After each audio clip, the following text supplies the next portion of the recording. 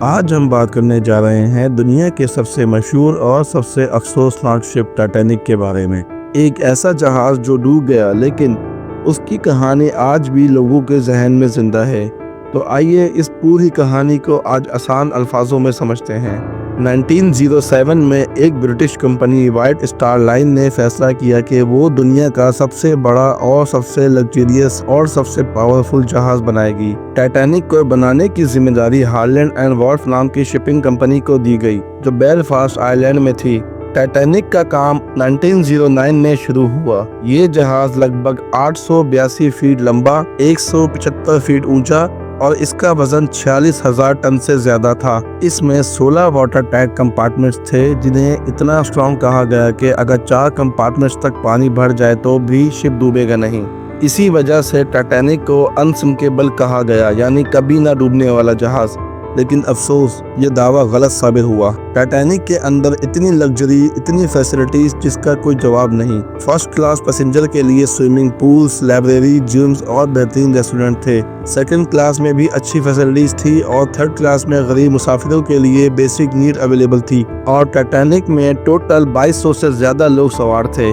Titanic نے اپنا پہلا اور آخری سفر 10 اپریل 1912 کو ساؤتھ ہیمپٹن انگلینڈ سے شروع کیا۔ وہ پہلے فرانس، پھر آئرلینڈ اور پھر اپنے فائنل ڈیسٹینیشن نیو یارک کے لیے روانہ ہوا۔ سب کچھ بالکل نارمل تھا، لیکن کوئی نہیں جانتا تھا کہ آگے کیا ہونے والا ہے۔ کچھ جہازوں نے بتایا کہ نارتھ اٹلانٹک میں برف کے ٹکڑے اور آئس فیلڈ مل رہے ہیں۔ یہ messages wireless operator Jack Phillips کو ملے، لیکن سب میسیجز برج تک نہیں پہنچے یا کچھ اگنور کر دیے گئے کیونکہ وہ پیسنجرز کے پرسنل میسیجز بھیجنے میں بزی تھا۔ رات کے 11:40 بجے فریڈرک فلیٹ جو ٹائٹینک کے لک آؤٹ میں تھا، اس نے سب سے پہلے آئس برگ کو دیکھا۔ اس نے فوراً 3 دفعہ وارننگ بیل بجائی اور فون پہ برج کو بولا آئس برگ رائٹ اہیڈ، لیکن اس وقت آئس برگ بہت قریب آ چکا تھا۔ ٹائٹینک کی سپیڈ 22 ناٹ یعنی 40 کلومیٹر پر آور سے بھی زیادہ تھی۔ برج پہ اس وقت فرسٹ آفیسر ولیم نے فوراً حکم دیا کہ شپ کو لیفٹ سائڈ گھماؤ اور ساتھ ہی انجن کو ریورس کرنے کا حکم دیا، لیکن ٹائٹینک جیسے بڑے شپ کو روکنے میں ٹائم لگتا ہے۔ جہاز نے ٹرن تو لے لیا لیکن آئس برگ ٹائٹینک کے رائٹ سائڈ سے ٹکرا گیا۔ پانی نے 5 کمپارٹمنٹس میں سوراخ کر دیا اور پانی واٹر ٹائٹ کمپارٹمنٹ سے بھرنا شروع ہو گیا۔ واٹر ٹائٹ کمپارٹمنٹس جس کو اسٹیل کا ہونا چاہیے تھا پر وہ کاسٹ آئرن کے بنائے گئے تھے، وہ کھل گئے تھے، جس کی وجہ سے ٹائٹینک کے اندر تیزی سے پانی بھرنا شروع ہو گیا تھا۔ جب لوگوں کو پتا چلا کہ شپ ڈوب رہا ہے تو ہر طرف افراتفری مچ گئی۔ سب لوگ لائف بوٹس کی طرف دوڑ رہے تھے، لیکن ٹائٹینک میں صرف لائف بوٹس 20 تھیں جبکہ پیسنجر زیادہ تھے۔ رول یہ تھا کہ پہلے عورتیں اور بچے جائیں گے، لیکن پینک کے باوجود کئی لائف بوٹس آدھی خالی چلی گئی۔ رات کے 2:20 پہ 15 اپریل 1912 کو ٹائٹینک پوری طرح سمندر میں ڈوب گیا۔ ٹیمپریچر فریزنگ -2 سیلسیس ڈگری تھا۔ لوگ ٹھنڈ میں مرنے لگے۔ جو پانی میں تھے ان کو ہائپوتھرمیا نے لے لیا۔ صرف 705 لوگ زندہ بچے، باقی سب یا تو شپ کے اندر یا سمندر میں مر گئے۔ زیادہ تر بچے اور عورتیں زندہ بچے۔ فرسٹ کلاس کے لوگوں کے پاس زیادہ ایکسس تھا لائف بوٹ کا، جبکہ تھرڈ کلاس کے لوگ مزید نیچے تھے، ان کو اوپر آنے میں دیر ہو گئی۔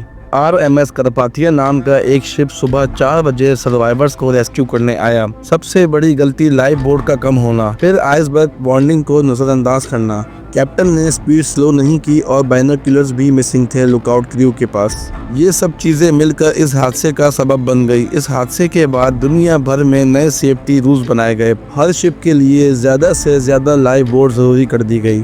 انٹرنیشنل آئس پیٹرول بنایا گیا تاکہ فیوچر میں ایسے حادثات نہ ہو۔ 1985 میں ڈاکٹر رابرٹ بالٹ نے ٹائٹینک کے بچے کچے حصوں کو سمندر کے نیچے 12,500 فیٹ پر ڈھونڈ نکالا۔ آج بھی ٹائٹینک کا ملبہ ایک دردناک یاد بن کر اٹلانٹک اوشن کے نیچے پڑا ہوا ہے۔ ٹائٹینک صرف ایک جہاز نہیں تھا، یہ ایک سبق تھا ٹیکنالوجی اور لگژری کا، اور طاقت کے باوجود انسانی غلطیاں سب کچھ ختم کر سکی ہیں۔ یہ کہانی ہمیشہ یاد رہے گی، ایک ایسے جہاز کی جو کبھی نہ ڈوبنے والا جہاز تھا لیکن پھر بھی ڈوب گیا۔ اگر آپ کو یہ ویڈیو پسند آئے تو لائک کریں، کمنٹ کریں اور اپنا فیڈ بیک دیں اور چینل کو ضرور سبسکرائب کریں۔